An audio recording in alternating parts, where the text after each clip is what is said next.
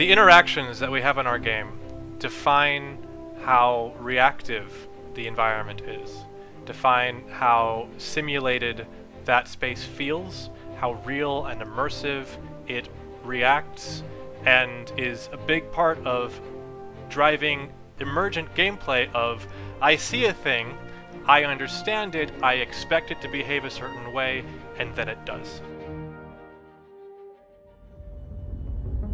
We make zoos primarily to demonstrate a playground of the functionality that we have. And also, here is an example setup of how those things are achieved.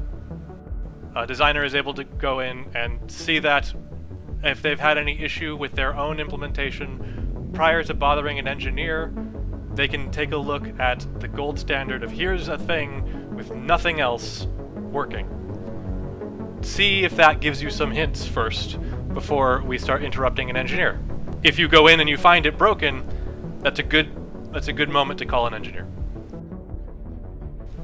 All that in mind, we've been making an interaction zoo, a place to demonstrate all of the different nuanced and complicated interactions that we can get between a bunch of different entities that designers can go take a look at and draw inspiration from to pull into their levels, their ships, their whatever environments we're making.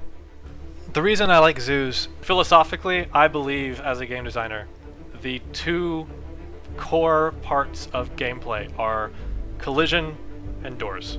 With our doors, we've got all these automatic doors, and those doors connect between rooms, and every time a door doesn't react the way you expect, it breaks your immersion and pulls you out of the game. Even with something simple like a control panel, we can explore things like enabling and disabling the proximity sensor so that you have control over whether or not it lets you through automatically or if you have to interact, and make sure it's all working properly.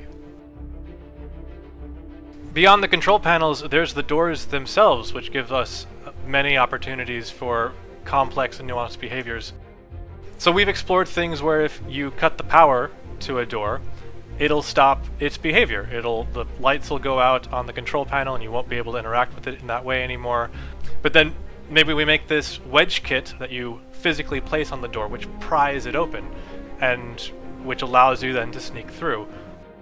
And maybe even past that, there's the locks on the door could be physical and have their own state and have their own health, and if those things get changed, either by some lockpicking gameplay or some damage or some external thing that we could explore even beyond, that you might trigger an alarm.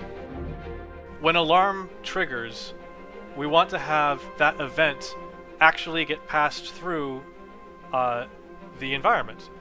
And so even just by having a single chain of communication, being able to interrupt it at any stage or alter it at any stage creates all this opportunity for subversion, reaction, for the doors to get locked down, and for the alarm lights to go off and start blaring, or for those things to fail to happen or get stuck in that state because something went wrong or some sabotage went right. As each thing feeds into the next behavior, it creates a world that feels real. It creates a world you can make a plan for and a world you can react to. The way in which we interact with objects in the game world is essential to creating an immersive and enjoyable experience. And we hope that many of the interactions seen here, and quite a few that are maybe a little too early to share, will make their way into the persistent universe. But before that happens, it's time once again for a sprint report, so let's get to it.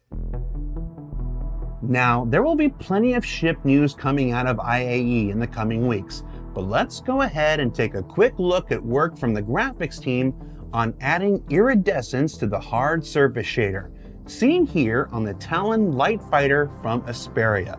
Now, coming from the original concept, the iridescent paint allows us to showcase a variety of luminous colors that seemingly change when observed from different angles. This isn't necessarily the final look of the ship, but only a first implementation of this new aspect of the shader. You can bet that we'll be dialing it in further and that we'll see more of the Talon in later weeks ahead of its intended release in Alpha 3.12. As part of an overall effort to revamp and unify the way scanning and radar works for vehicles and FPS players alike, the vehicle tech team has progressed on what they're calling the Radar Object Collection Subsystem. Now, using a temporary back-end UI at the moment while it's still being developed, this will eventually form the underlying basis of finding and filtering almost anything with an ambient signature. You can see how enabling the resource filter shows mineable rocks ahead, while toggling the infrared adds the cutlass info that's a bit farther behind them. Now, since not all scanning options will be available in all situations, reducing our options down to a simple cross-section scan means that we can see the ship when unobstructed, but that scan data is now occluded as asteroids or other items come between you and your target.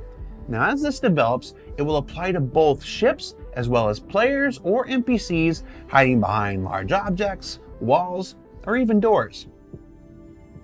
Meanwhile, work on refinery decks continues with this look at some of the exterior infrastructure and how that sits within the upcoming Lagrange point gas clouds. Now, this review specifically was to get an early look at what these stations might look like once they're embedded in the upcoming Alpha 3.12. After some consideration, one thought was that maybe a few more asteroids could be used to flesh out and more appropriately theme the exterior of these refinery stations. That was an easy call, but it will also have to be balanced with our desire to avoid turning our major trucking lanes into obstacle courses. Well, not all of them anyway.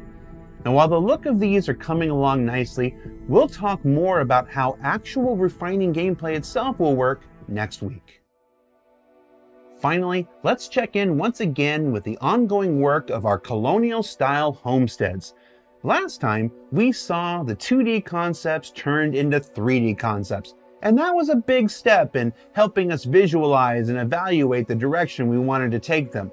What you're seeing here is the next step in that look dev process, where we've now taken the raw, very rough 3D concept meshes and brought them down to a planet in Engine, similar to the way the team reviewed 3D docking concepts by sticking them onto existing space stations. Now, it's important to note here that these are still concepts, and that the process of building them into viable in-game assets has not yet begun. So let's set our expectations accordingly. Tests like this are used to help us evaluate things like shape language, how the structures feel along or against certain landscapes, what kinds of visual stories can be told through placement, orientation, or combination, and even be used to help identify any sort of structure type that might still be missing from the proposed toy box. Beyond this test, it's also just a really cool look into Star Citizen's future, when one day frontier towns full of NPCs with jobs or missions can be found throughout the universe, and then one day later, players themselves creating outposts all their own. Rest assured that as work progresses, we'll keep following. So what did we learn about this week? Well, that there's a lot of potential in the way that we interact with doors, airlocks, and more in creating new gameplay opportunities. That when somebody asks what color your talent is, you can kind of say all of them. That changes are ahead for scanning and radar. And that someday I'm going to be the mayor of my own Discoburg, or Discoville, or Dystopia.